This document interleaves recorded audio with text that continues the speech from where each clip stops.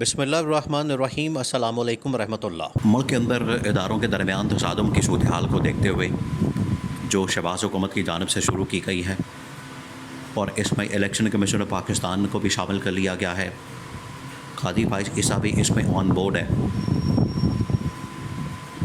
تو یہ جو تصادم کی صورتحال پیدا ہونے جا رہی ہے، اور دوسرا یہ کہ بنگلہ دیش کے حالات کے بعد، بنگلہ دیش کے معاملات کے بعد پاکستان کے اسٹیبلشمنٹ نے جب دیکھا ہے کہ اس کے اثرات پاکستان کے اوپر بھی ہو سکتے ہیں، اور اگر عوام سڑکوں پر آ جاتی ہے، احتجاج کرتی ہے، اپنا حق طلب کرتی ہے اور مہنگائی کے خلاف، بے روزگاری کے خلاف،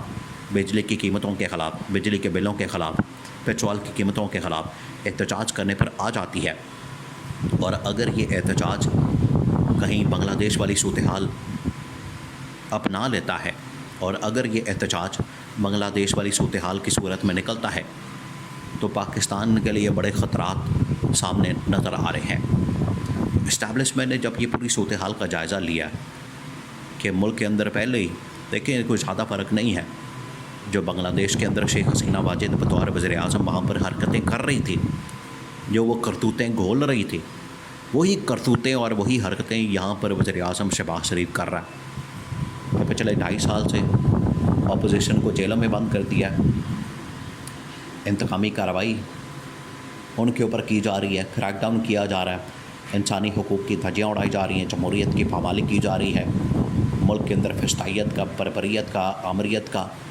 بادشاہت کا، ملوکیت کا نظام رائج ہے، اور سیم یہی کچھ شیخ حسینہ واجد نے کیا تھا۔ اسٹیبلشمنٹ کو نظر آ رہا ہے کہ یہ حالات آخر کار پاکستان کو ایک مشکل صورتحال سے دوچار کر سکتے ہیں۔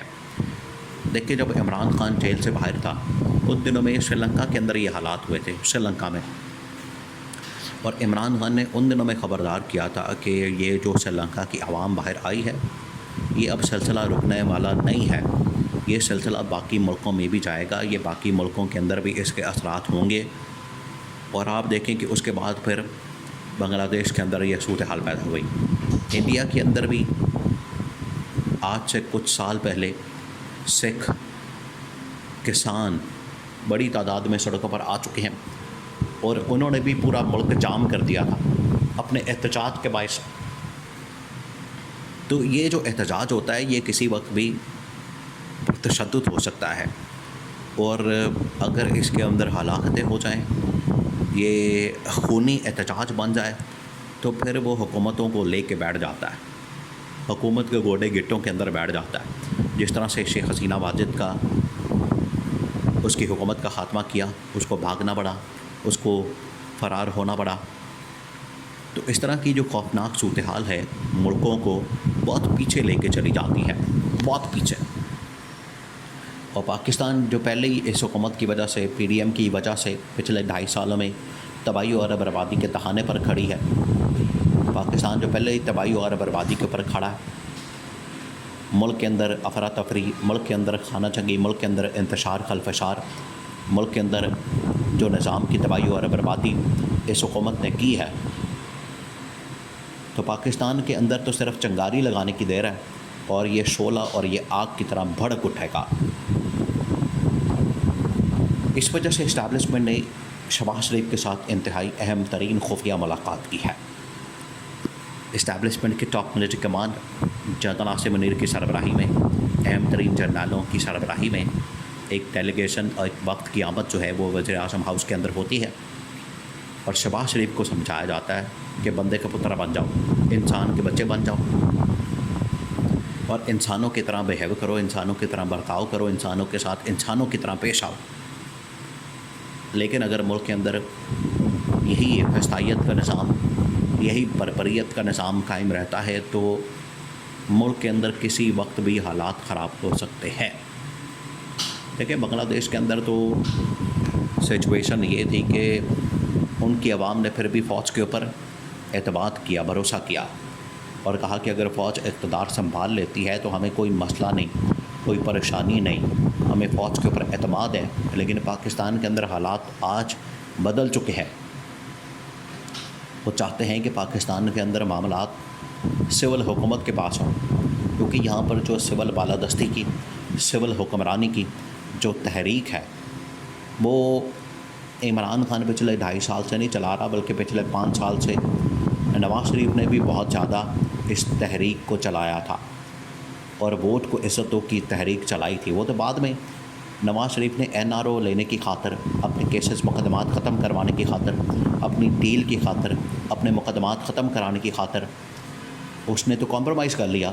और ये नवाज़ शरीफ वगैरह का, शरीफ ख़ानदान का वतीरा है, इनका माजी है कि पहले बड़ा शोर मचाएंगे, बाद में अपने नज़रिए के ऊपर, अपनी सोच के ऊपर, वोट को इज़्ज़तों के ऊपर कॉम्प्रोमाइज़ कर लिया, क्योंकि इनको अपना मफाद अजीज़ है। इनको NRO लेना था, अपने मुकदमात ख़त्म करवाने थे, वतन वापस आना था, हुकूमत लेनी थी, इक़्तिदार लेना था और अपना लुटमारा हलवा मांडा करना था, जिसकी वजह से इन्होंने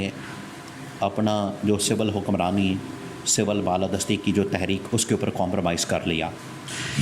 लेकिन इमरान खान इसके ऊपर कॉम्प्रोमाइज़ करने वाला शख्स नहीं है। इमरान खान ने हमेशा कहा है कि मैं आवाम की आज़ादी की जद्दोजहद, आवाम की आज़ादी की तहरीक चला रहा, और उसके ऊपर इमरान खान आज भी कायम व दायम है। अब ये पाकिस्तानी फ़ौज को इस वजह से परेशानी है, पाकिस्तानी फ़ौज को, टॉप मिलिट्री कमान को, इस्टेब्लिशमेंट को इस वजह से परेशानी है। शहबाज शरीफ को उन्होंने समझाया है कि इंसान के पुत्र बन जाओ, बंदे के पुत्र बन जाओ, और अगर तुम्हारी वजह से हालात ख़राब होते हैं, तुम्हारी वजह से मामलात बिगड़ते हैं, हालात आउट ऑफ कंट्रोल होते हैं, उसके बाद फिर हमें ना कहना, हम 2 मिनट नहीं लगाएंगे तुम्हें उठा के बाहर फेंकेंगे। ये शहबाज शरीफ को पैगाम पाकिस्तान की इस्टेब्लिशमेंट की जानिब से दे दिया गया। इदारों की टकराव की सूरत हाल, ये कोई छोटा मामला तो नहीं है कि आप अपने मफाद की खातर, आप अपने फ़ायदे की खातर, आप अपने इंटरेस्ट की खातर डटे हुए हैं और आपने सींग फंसा लिए हैं, आपने पंगा ले लिया है जजेस के साथ। अगर इन्होंने जजेस के साथ पंगा लिया है, अगर इन्होंने सुप्रीम कोर्ट के साथ पंगा लिया है, तो सुप्रीम कोर्ट के जो 8 जजेस हैं, क्या वो आराम से बैठ जाएंगे और कोई चूँ-चाँ नहीं करेंगे, आपकी बात को तस्लीम कर लेंगे? ये इनकी गलत फहमी है, ये इनकी खामख्याली है। ये जो सारी साजिशें इस वक्त की जा रही हैं, उसका नुकसान मुल्क को हो जाना है,